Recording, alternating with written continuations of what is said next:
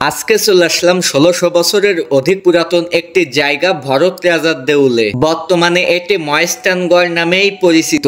এই জায়গাটা হাজার হাজার বছর পুরাতন হওয়ার কারণে এখানে কিছু সুড়ঙ্গ পথ আছে যেটা সাগরের সাথেই স্পর্শ। তাছাড়া এখানকার আরো কিছু রহস্যময় জায়গার সাথে আপনাদেরকে পরিচয় করিয়ে দিব। শুরুতেই খুলনা থেকে প্রায় ২৫ থেকে ৩০ কিলোমিটার বাইক রাইড করে চলে আসলাম যশোর ভরত রাজার দেউলে।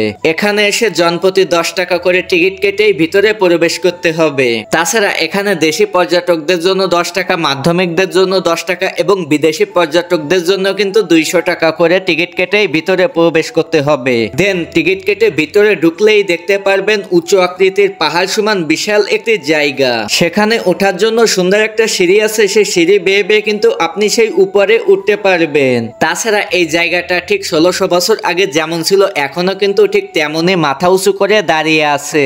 এই পাহাড় সমান উপরে উঠে সাইডের ভিউটাও কিন্তু অনেক দারুণ লাগছিল। তাছাড়া এটি হাজার হাজার বছর পুরাতন হলেও সবকিছু কিন্তু ঠিক আগের মতনই আছে। তাছাড়া ভরত রাজার দেউলের এই ১৬০০ বছর পুরাতন স্তম্ভটি দেখার জন্য কিন্তু হাজার হাজার পর্যটক প্রত্যেকদিন এখানে ভিড় করে।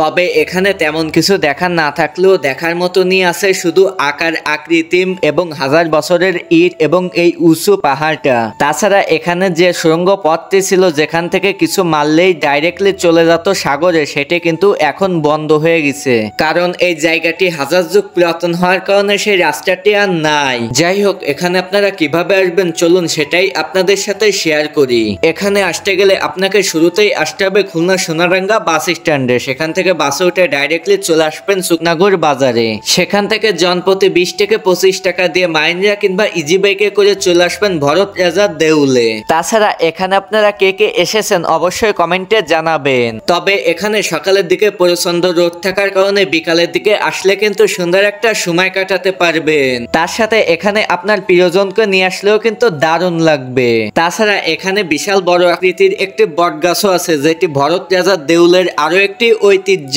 এই গাছটি অধিক পুরাতন হওয়ার কারণে কিন্তু কিছু অংশ মারাও যাচ্ছে। এই বট গাছটির পাশেই আছে কিন্তু একটি জাদুঘর, তবে সেখানে ভিডিও করার পারমিশন না থাকার কারণে কিন্তু আপনাদের সাথে শেয়ার করতে পারলাম না। তাছাড়া এটি সপ্তাহে কয়দিন খোলা থাকে এবং এখানকার পরিদর্শনের সময়সূচি সবকিছুই এখানে দেওয়া আছে, চাইলে দেখে নিতে পারেন। যাই হোক, আজকের ছোট্ট ভিডিওটা এই পর্যন্ত। সবাই ভালো থাকবেন, সুস্থ থাকবেন। বাই বাই, আসসালামু আলাইকুম।